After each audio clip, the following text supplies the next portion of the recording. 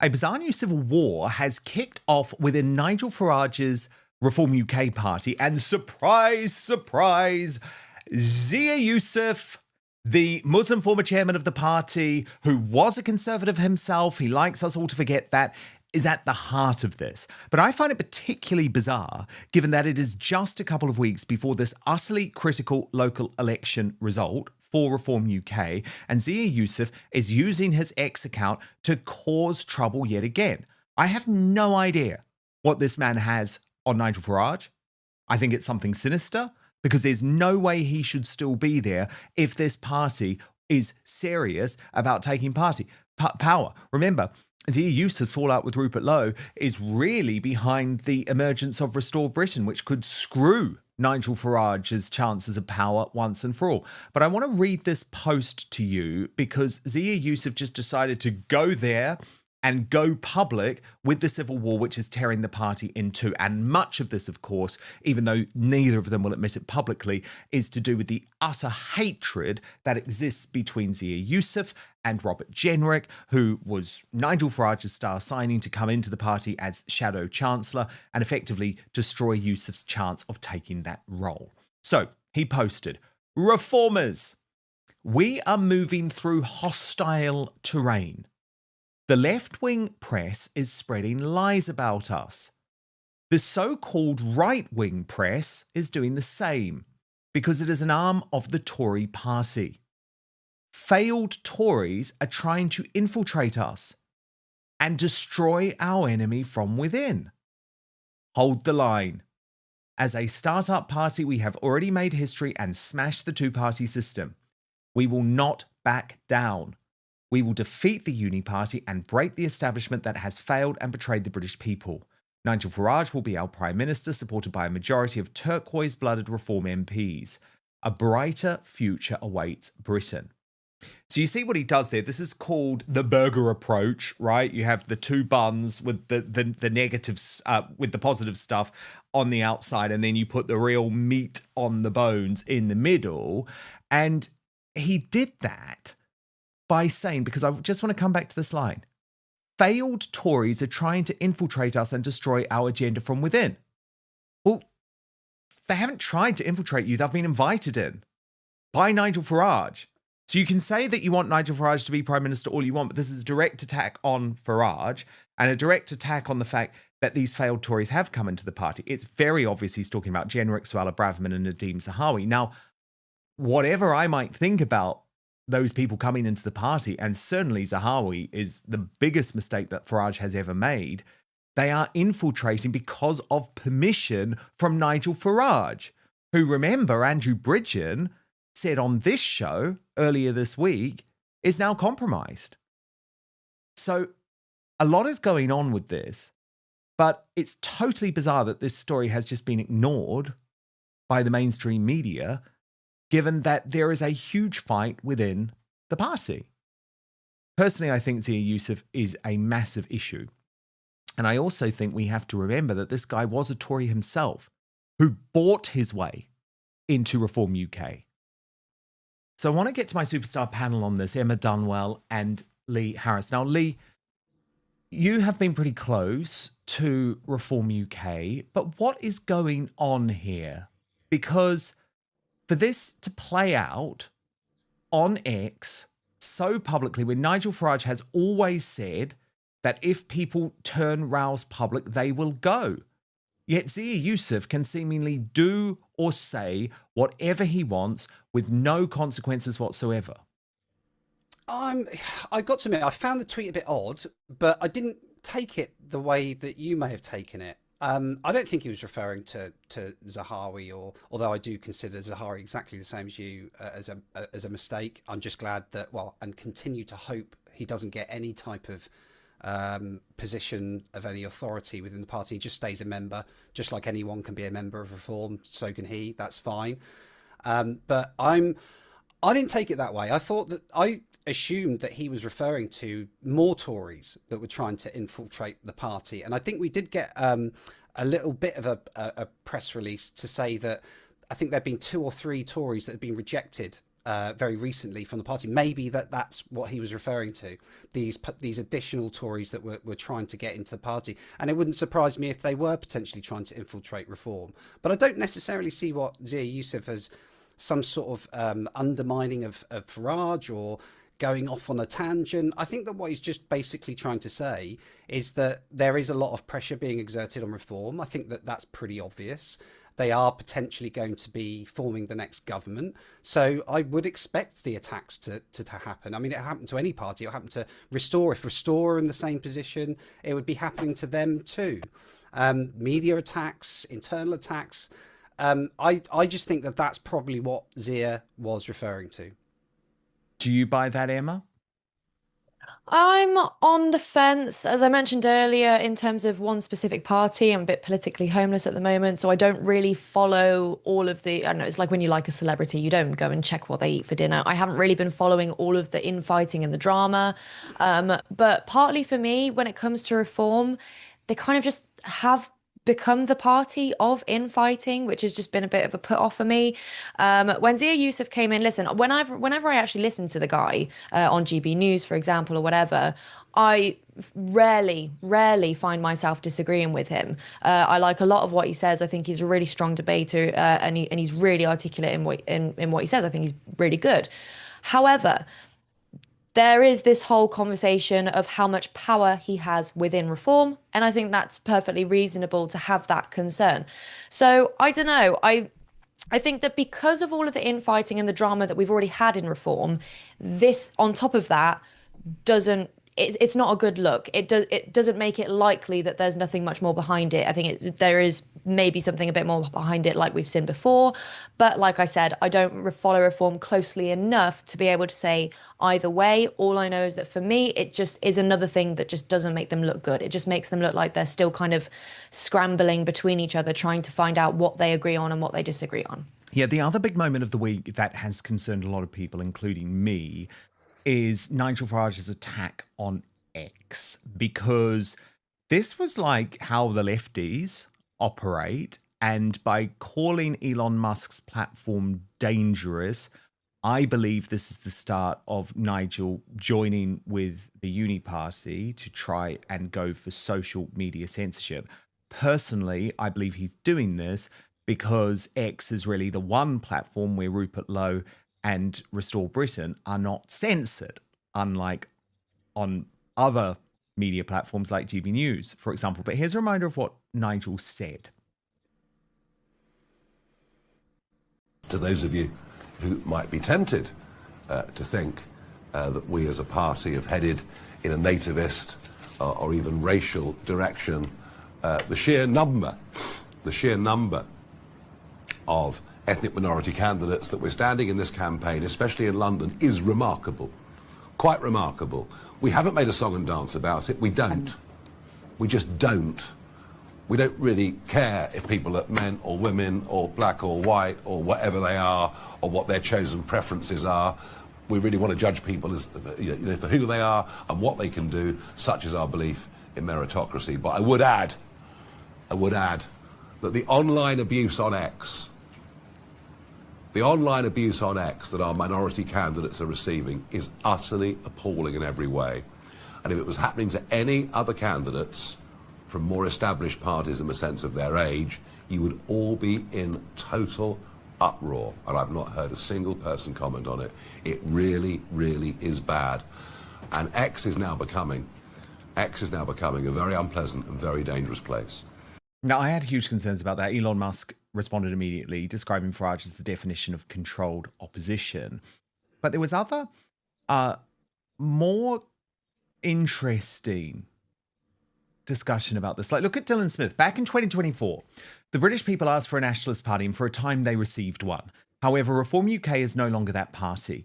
They have transitioned into a democratic socialist party, becoming indistinguishable from the Labour Party. Now the party is upset with us for our dissatisfaction, especially regarding their candidate selection process.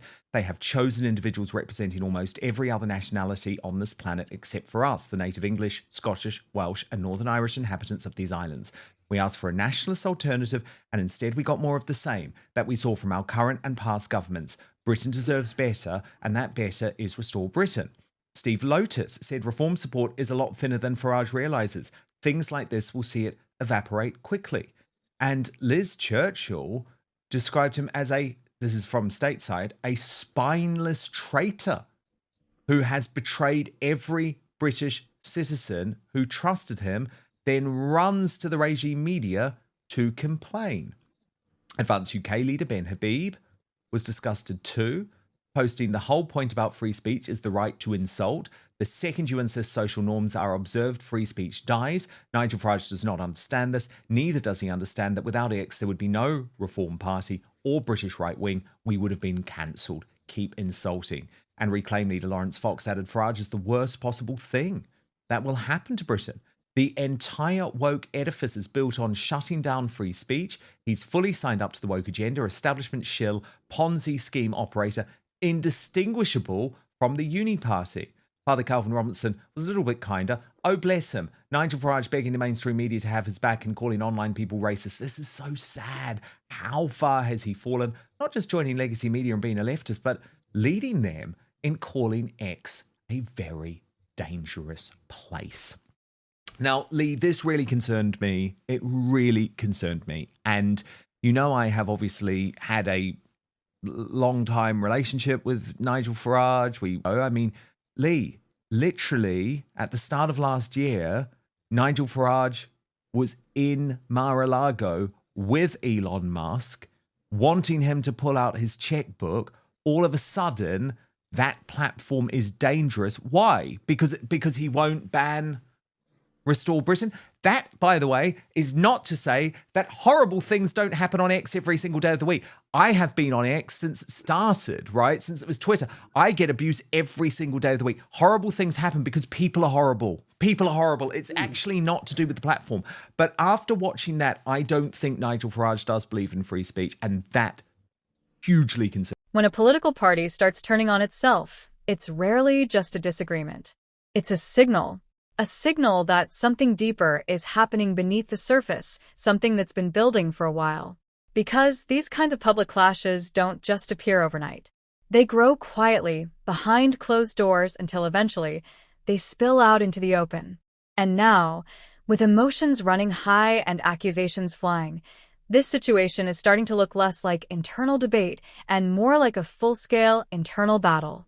I have a very clear take on this. Nigel Farage should not have criticised Twitter at all. That was a bad thing to say because Twitter has been very helpful. X has been very helpful to Nigel Farage and the right. I'm a staunch supporter of X, as you well know. That was a stupid thing to say. However, I have noticed, as well as a couple of other people that you know as well, Dan, that have genuinely received some awful racist and vile abuse. Some of the stuff that I genuinely shocked me. Of course, but you know, hold on. We all receive that. No. I totally get that, but I think the point is I have noticed it. We have seen it. If he'd have stuck to just saying that, and I know what he was referring to. He was referring to you remember the candidate announcements that were coming out. We had a slew of people sort of basically just picking all of the ethnic minority candidates and saying, look, reform was just picking ethnic minority candidates.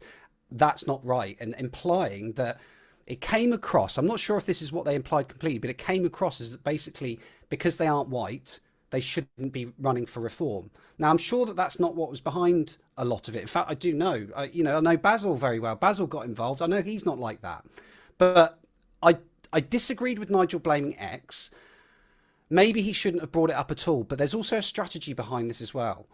The strategy behind this is that the reason that Nigel is, or reform in general, not necessarily just Nigel, reform in general are getting very close potentially to getting into government. And one of the things that Nigel needs to do is try and get that centre ground. You sadly, in the system that we have, which I do respect and like, first past the post, you have to get people to vote for you who don't necessarily agree with your politics. And the closer we get to an election, it's more important for Nigel to try and get rid of this kind of tag that MSN, and let's be fair, mainstream media have been kinder to Nigel, don't get me wrong, in recent years than they used to be. But I suspect that what he's been trying to do is just saying, look, we are not a racist party. We're not far right. We're not all this nonsense, all these buzzwords that don't really mean anything anyway. And this is kind of a media play.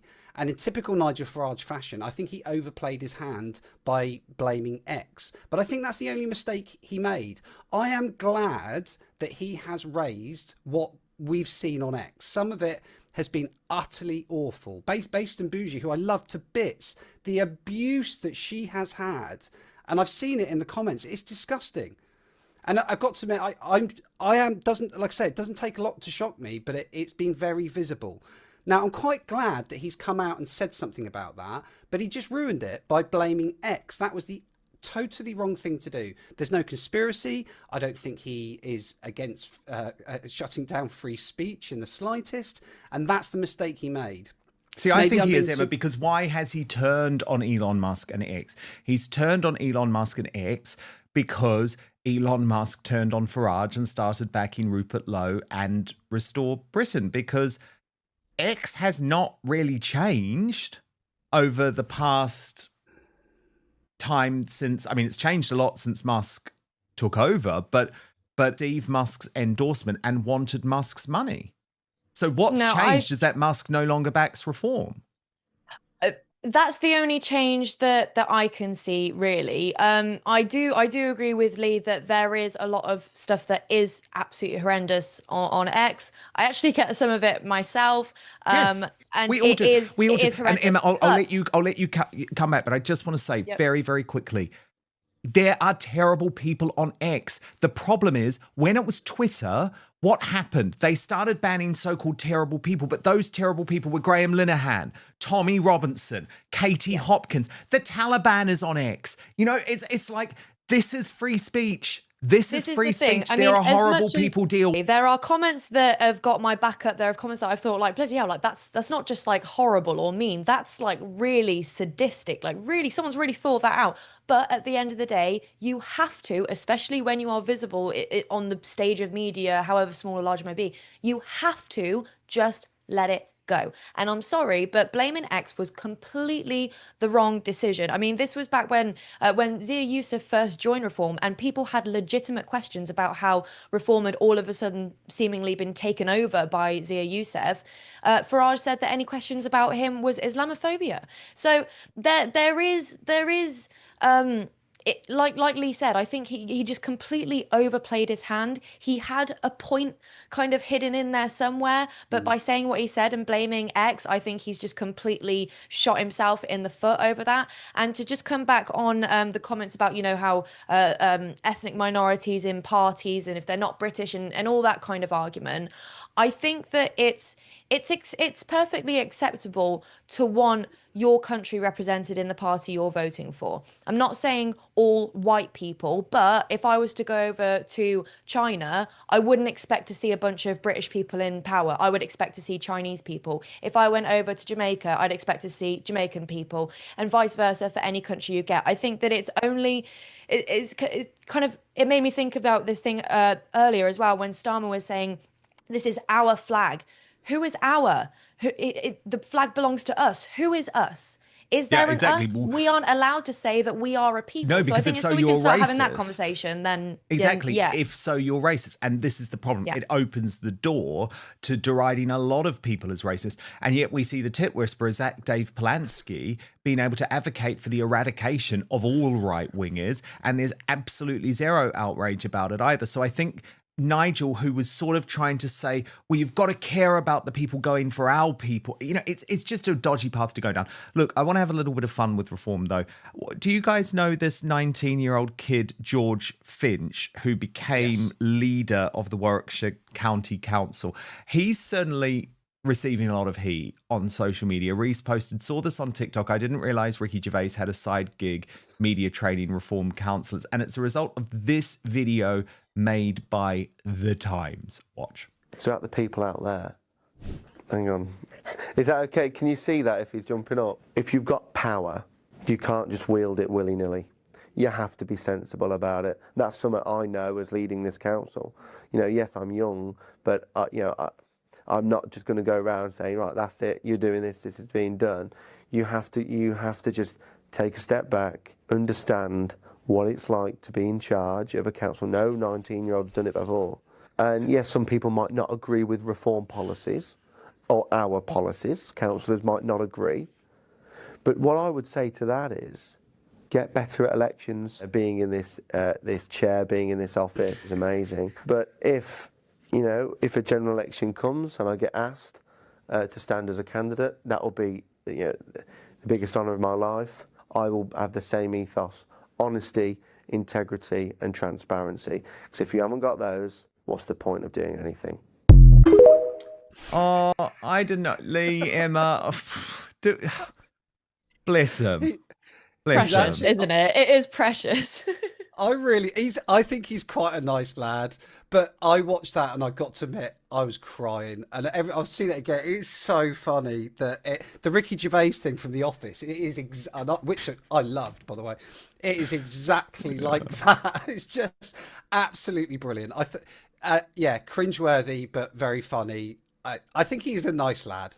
Yeah, it is a little bit cringeworthy, but I think it's just adorable that we have a bunch of teenagers just putting suits on and setting the camera up and acting like politicians, because, hopefully it will put them on the right track and they'll go in the right direction. Emma, I would rather that than him down at the skate park smoking dope, graffitiing the doing walls. a TikTok dance. Yeah, doing a TikTok dance. Exactly. So I actually don't want, I get it, right? I get what everyone's saying. And if I'd done that at 19, my God, I would have humiliated myself. But I don't really want to jump on the whole bandwagon of attacking this guy, actually, because I think it's really cool what he's doing, actually. But, just don't invite the mainstream media and they're going to humiliate you.